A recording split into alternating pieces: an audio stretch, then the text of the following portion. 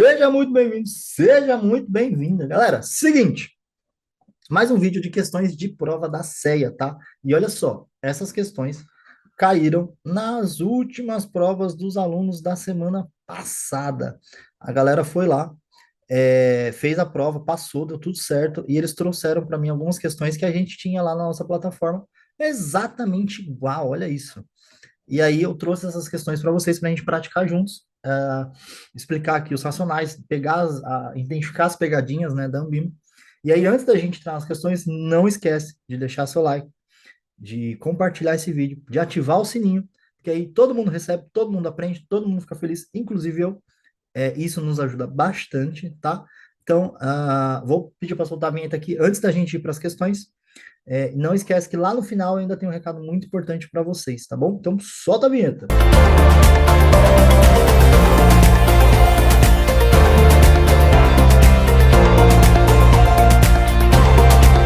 Então, beleza, vamos lá. Primeira questão. Gustavo, diretor da empresa XYZ, comenta com seu irmão. Opa, volta. Comenta com seu irmão Rodrigo, que sua empresa será comprada pelo dobro do valor, está sendo negociado em bolsa. Com isso, seu irmão liga para o corretor Vitório para comprar as ações antes dessa notícia ser divulgada ao mercado. Vitório, sem questionar nada, executa a ordem de compra. Um mês depois, com a notícia de compra da empresa ocorrendo, Rodrigo liga novamente para o corretor e solicita a venda das ações pelo dobro do valor adquirido. Vitória, normalmente sem questionar nada, executa a ordem de venda e ainda parabeniza pela operação. Após isso, Rodrigo divide o lucro com seu irmão Gustavo. Dessa forma, podemos afirmar que. Então vamos lá. O que a gente está falando aqui, né? A gente está falando aqui, ó, do insider trading, né? Exatamente. O que é isso? O Gustavo tem informação privilegiada, porque ele é diretor de uma empresa e é um boca aberta. E aí ele foi e falou por mão dele, Rodrigo, que a empresa ia ser comprada. O Rodrigo, que não é besta nem nada, ele mandou o corretor dele, o Vitório, coitado, não tem nada a ver com a história, comprar papéis dessa empresa. Por quê? Ele sabia que ela ia se valorizar muito rapidamente, né? Então ele comprou os papéis lá, depois de um mês ele vai e manda vender os papéis pelo dobro. Então ele dobrou o preço dele com essa operação. Isso aqui é insider trading, é justamente quando uma pessoa tem informação privilegiada e usa ao seu favor, tá? Então, entendendo isso, vamos lá. Os irmãos Gustavo e Rodrigo e o corretor Vitório cometeram crime de insider trading? Não. O Gustavo e o Rodrigo, sim. O Vitório, não, coitado. O Vitório só executou a ordem que foi mandada, o dinheiro do cliente. Infelizmente, ele não podia ter controle sobre isso. Então, vamos entender aqui. Ó. O Gustavo, ele é o insider trading primário e o Rodrigo é o insider trading secundário. Porque o Gustavo que tinha informação e ele passou essa informação para frente, tá? Os dois vão ter multa e penalidade. Não é só um ou outro, é sempre os dois, tá? Multa e penalidade. Então vamos lá. Os irmãos Gustavo e Rodrigo cometeram insider trading, perfeito. E o corretor Vitória cometeu uma infração administrativa? Não, né? Coitado, ele fez o trabalho dele é esse. Letra C. Os irmãos Gustavo e Rodrigo cometeram crime de insider trading, perfeito. E o corretor Vitória não cometeu nem crime, nem infração, perfeito também. Ele só estava no lugar errado, na hora errada, que executou a ordem do cliente. E não houve nenhuma ilegalidade, está errado também, porque houve ilegalidade sim. Então a certa é a letra C. Uma indústria de metais vende equipamento pelo valor de R$ 7.200 através da sua equipe de vendas. Para realizar este produto, a empresa tem um custo de matéria-prima de R$ 4.000. Sabendo que os vendedores recebem R$ 1.000 por cada venda e que o imposto é de 15%, que o PIB gerado por essa companhia, através da ótica do valor adicionado, é D. Então vamos lá. Sempre que a gente fala do PIB, a gente fala de valor de bens e produtos finais, tá? PIB é sempre o final daquilo, para não ter duplicidade, né? Qual que é a fórmula do PIB? É o cigarro do X-Men, né? Então, é o cigarro do X-Men. É o consumo das famílias, mais investimento, mais gastos governamentais, mais exportação líquida. Esse é o PIB sobre a ótica do consumo, né? A gente tem também a ótica da produção. Então, pensando nisso, é 7.200, né, Alex? Não, não é. Por quê? Porque ele está pedindo sob a ótica do valor adicionado, que pode aparecer também na prova de vocês como valor agregado, tá? Como assim? A empresa tem a matéria-prima, né? Ele vai pegar Ele vai produzir com essa matéria-prima e vai vender o equipamento com valor final. Esse vai para a ótica do PIB. Só que o quanto que ele agregou de valor nessa matéria-prima para chegar ali no PIB. É justamente isso que a questão quer. É a diferença, né? Se o PIB, se ele vendeu lá no final 7.200 e o custo de matéria-prima foi 4.000, eu tenho a diferença, né? Os 3.200, que é sobre a ótica do valor agregado. Ah, e os R$ 1.000 de vendedor, o imposto? Serve para nada, só para te confundir aqui na questão, tá? Então, a resposta certa também é a letra C, beleza? Tem que tomar muito cuidado com isso, tá, gente? Às vezes a questão parece meio óbvia por falar de PIB, mas tem que tomar cuidado com o que está sendo pedido, tá? Então, vamos lá. O Comitê de Política Monetária Copom, em ata de sua reunião ordinária, informou que, diante dos sinais de forte recuperação da demanda doméstica, pode-se projetar uma elevação da média dos índices de inflação. Um especialista em investimentos, após a leitura desse documento, enquanto perdurar tais expectativas quanto aos índices de inflação, recomenda aos seus clientes que. O que ele está falando aqui? Basicamente, ele está falando que a inflação está alta. Que a inflação está alta. Que o Copom, o que é o Copom, né? O Copom é o Comitê de Política Monetária do Banco Central, que a cada 45 dias se reúne lá e define a Selic, tá? Eles definem. Eles não calculam a Selic. A Selic não é calculada, no caso do Copom. Ela é definida através de cenário macroeconômico, inflação e tudo mais. O que é a Selic? Selic é o principal instrumento de política monetária para controlar a inflação. Vou colocar o IPCA aqui para vocês entenderem. Para controlar a inflação. Então, se a inflação está alta, como que eu controlo ela? Eu aumento a Selic, né? Porque se eu aumentar a taxa Selic, empréstimos, financiamentos, tudo fica mais caro, as pessoas param de consumir, param de financiar, param de empreender, e também param de gastar com besteira. Por quê? Se a Selic está alta, fica mais interessante eu investir aonde? Em renda fixa, né? Renda fixa no Brasil já paga muito bem, com a Selic alta, então paga melhor ainda. E pós-fixada. Por quê? Porque é atrelada à taxa DI, que está atrelada à Selic. Então, se a renda fixa está interessante, eu paro de gastar dinheiro com besteira, começo a investir um dinheirinho ali para rentabilizar bem, beleza? Pensando nesse cenário, o que, que o especialista vai recomendar para o cliente? Reduzir as aplicações em LFTs?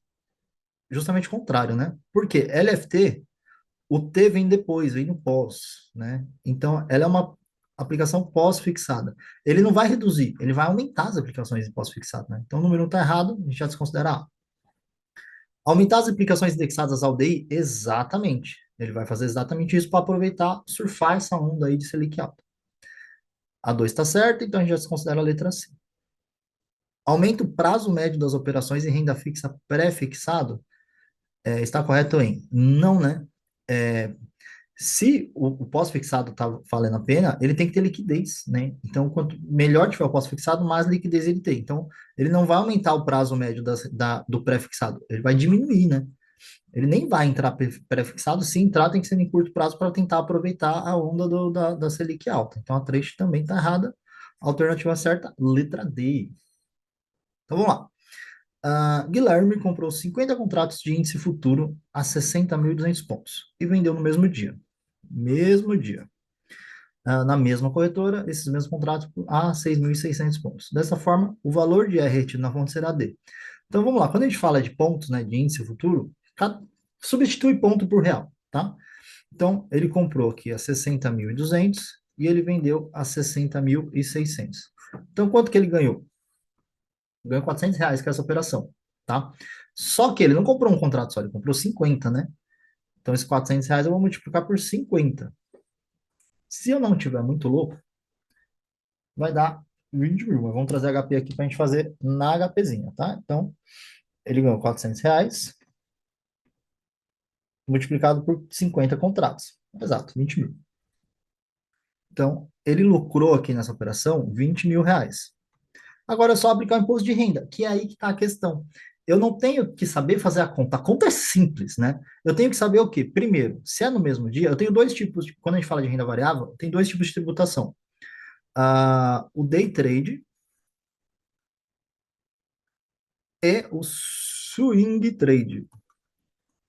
Day trade é no mesmo dia e o swing trade é mais do que um dia, tá? Day trade, eu vou ser tributado em 15% e swing trade 20%.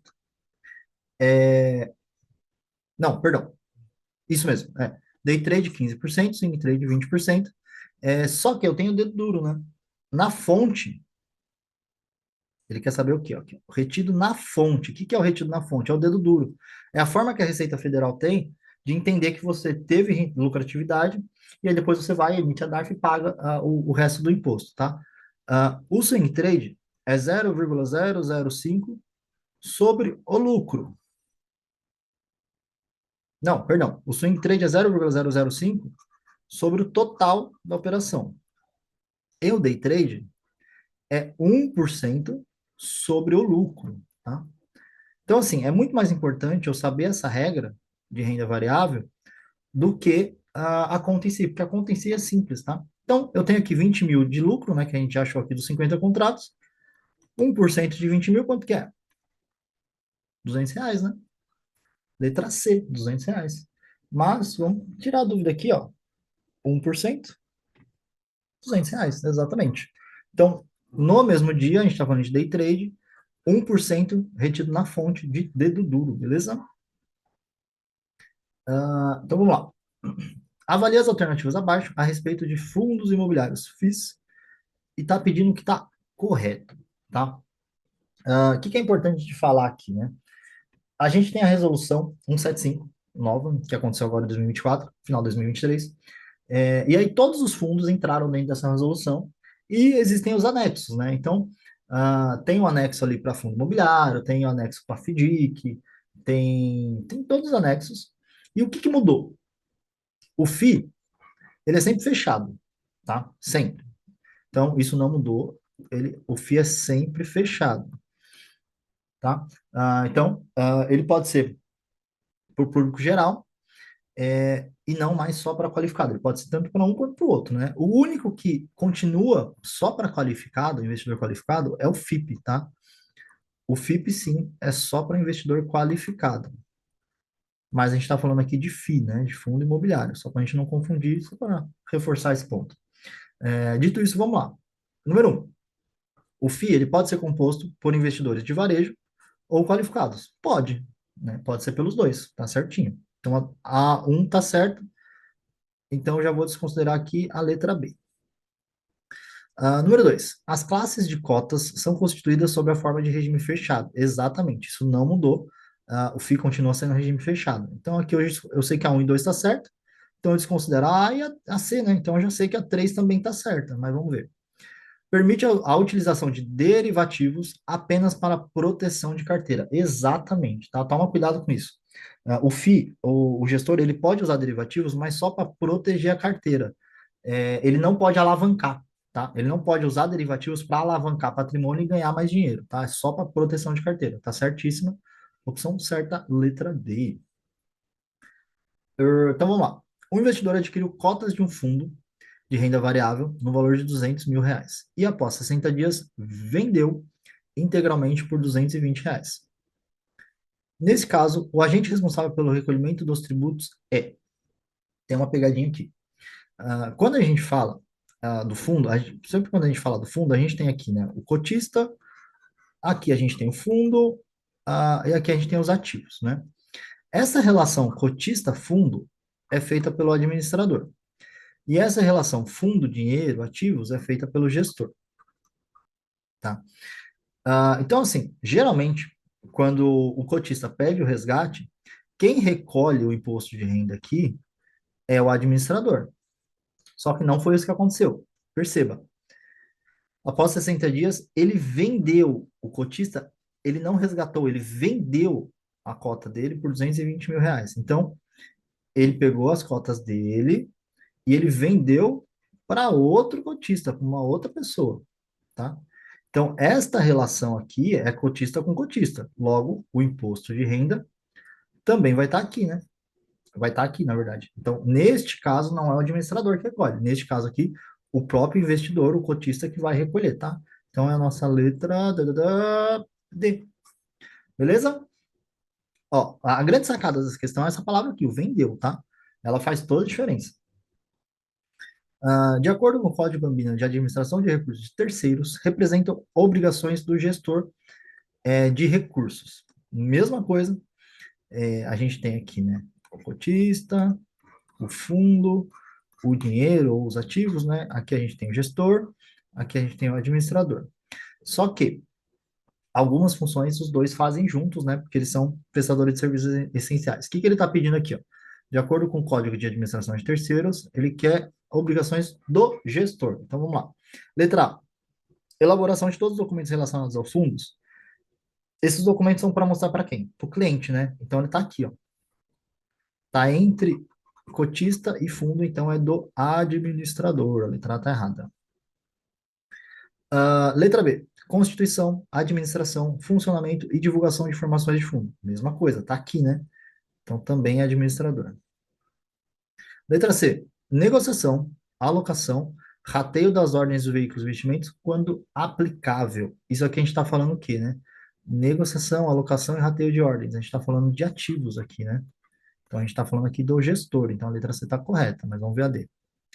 Controle dos ativos financeiros da carteira, despesas e encargos sobre incidentes. Então, a gente está falando aqui também do administrador. Também está errada. Nossa resposta certa é a letra C. Vamos lá. O investidor possui as seguintes aplicações: LFT, LTN e NTNF. Recentemente, o especialista em investimentos desse cliente participou de uma reunião de sua instituição financeira que acreditam que a inflação tende a aumentar bastante pelos próximos meses. Com base nessas expectativas, e dentre as alternativas abaixo, este profissional deveria recomendar ao investidor o quê? Mesmo cenário daquela outra questão, né? A inflação vai aumentar. Se a inflação vai aumentar, o Copom vai ter que aumentar a Selic também para controlar essa inflação, né? Então a gente vai ir para onde aqui? Pós-fixado fica interessante. Pensando nisso, eu tenho uma LFT, que o T vem depois, então eu sei que ela é pós-fixada, tá? Tem uma LTN, que o T vem antes, ó. Então eu tenho aqui, ó, o T depois, oh, caramba, o T depois e o T antes. Então aqui é pós, aqui é pré. E uma NTNF. NTNF eu tenho o T antes e o F de fixo, né? Então também é pré. Qual que é a diferença da NTNF para a LTN? A NTNF paga cupom. O que é cupom? É o aluguel semestral ali que o governo te paga por estar com seu dinheiro, tá? Então, a NTNF, lembra assim, quando tem N de nota, escreve o cupom com N no final, N de nota. Então, eu sei que a NTNB, NTNF, NTNC, todas elas pagam cupom, tá? Mas é também pré-fixado. Então, pensando nisso, o que que eu vou fazer? Eu vou eliminar ou diminuir tudo que é pré-fixado e vou aumentar o que é pós, né? Então, vamos lá. Vender NTNF, boa. Comprar LFT e LTN? Não, né? A LTN é pré-fixada, não é interessante comprar LTN nesse cenário. Letra B. Vender LFT? Não, tá errado. Pelo contrário, tem que comprar LFT. Letra C. Vender LTN e NTNF? Boa. E comprar LFT? Perfeito. O que eu estou falando aqui? Eu vou me livrar do pré-fixado e vou me atrelar ao pós-fixado para aproveitar a Selic alta. Letra D, manter a carteira como está. Também não, né? Então, nossa opção correta, a letra C. Vamos lá, galera. Pedro adquiriu ações no exterior através de uma remessa de R$ 100.000, com cotação de R$ 4 por dólar. Tempos depois, ele decidiu vender US$ 40.000, metade dessas ações adquiridas. Desta forma, sabendo que a cotação vigente na venda das ações, o dólar foi cotado a R$ 3,90 e que Pedro não repatriou este valor, o imposto de renda devido é D. Primeira coisa, o fato dele não ter repatriado não quer dizer nada. Então, isso aqui é só para confundir nossa cabeça, tá? O que acontece? Existe uma lei nova, deixa eu marcar aqui, cadê? É a lei, se vocês quiserem dar uma olhada depois a título de curiosidade, 14754 de 2023, tá? Ela é nova, é recente. O que que ela faz? Ela deixou fixo o imposto de renda em 15% de lucratividade de tudo que você tem no exterior. Como que você faz isso? Você declara ali na declaração do imposto de renda, uma vez por ano, você vai lá e você vai pagar 15% em tudo que você teve de lucro. Então, beleza. O que que eu tenho que fazer? Eu já sei que eu vou aplicar 15% de imposto de renda, mas em cima de que valor, né? Então, vamos lá. R$ 100.000 foi o total. E uma coisa muito importante, eu vou calcular sempre em reais, tá? Nunca no valor em dólar, a gente sempre vai trazer para real. Aqui fala que ele vendeu metade das ações. Então, considerando isso, ele vendeu 50. Opa, já deu um spoiler. Ele vendeu R$ 50.000, que é metade, né? Então, esse aqui foi o custo dele, foi o valor que saiu do bolso dele, né? R$ 50.000. É, ele vendeu US$ 40.000. Então, aqui eu tenho em dólares. Deixa eu colocar em dólares aqui, ó. US$ 40.000. Só que eu tenho que trazer para real. Então, eu vou multiplicar isso aqui por quanto? Por quanto ele vendeu, né? O dólar cortado a 3,90. Vamos ver quanto que dá isso aqui? Vou pegar HP. Então, eu tenho US$ 40.000. Opa, vendido a 3,90. R$ 156.000. Então, beleza. Então, eu tenho aqui R$ 156.000. É, então, o lucro dele aqui foi os R$ 156.000 menos o custo, né? Menos os R$ 50.000. Então, quanto que ele teve de lucro? R$ 106.000. Certo? Certo. Agora eu vou aplicar os 15% em cima desses 106.000, que é o lucro dele, né? Então, de novo, mais uma questão em que você tem que entender a parte conceitual, tá? Então, tenho R$ 156.000 aqui, eu vou tirar o custo dele, que ele vendeu metade, foram 50.000, 106.000, 15%, R$ 15.900, nossa opção correta, beleza? E aqui eu já tinha mostrado sem querer, né? Mas aí eu tenho uma pergunta para vocês, galera. Se não for agora, quando? E se não for você, quem? Fala para mim. Se não for agora, quando? Se não for você, quem? Por que que eu tô te perguntando isso? Porque dia 29 vai começar a jornada do zero ao 100. É um curso online, gratuito, que você vai poder concorrer a uma HP12C, concorrer a uma bolsa de estudos, vai aprender conhecimento, conteúdo de prova, conhecimento pra caramba. Então, eu vou trazer pegadinhas da Ambima, eu vou te ensinar a identificar essas pegadinhas, vou trazer questões de cálculo para a gente praticar junto com a HP, tirar dúvidas, você vai perceber que os cálculos não são esse bicho de sete cabeças que você imagina. Além disso, vou te mostrar o passo a passo detalhado para você chegar na sua certificação CEA, mesmo começando do zero, mesmo nunca ter estudado em 28 dias. Então, caso você ainda não esteja inscrito, vai lá no meu Instagram, clica no link da bio, se inscreve, que é de graça, você não vai perder nada, pelo contrário, você só vai ganhar. Se você não achar lá o que é o link na bio do Instagram, manda aqui nos comentários que quer participar, que eu vou mandar esse link para você. E eu tô te esperando no dia 29, beleza? Vamos aproveitar que é de graça, eu vou trazer muito conteúdo, vai ajudar demais vocês. E vamos mudar de carreira, vamos começar a fazer parte do grupo de bancários 15K+, que são os bancários que ganham de verdade no mercado, sabe? Então, se inscreve, participa, dia 29 eu tô te esperando, e a gente se vê. Fica com Deus.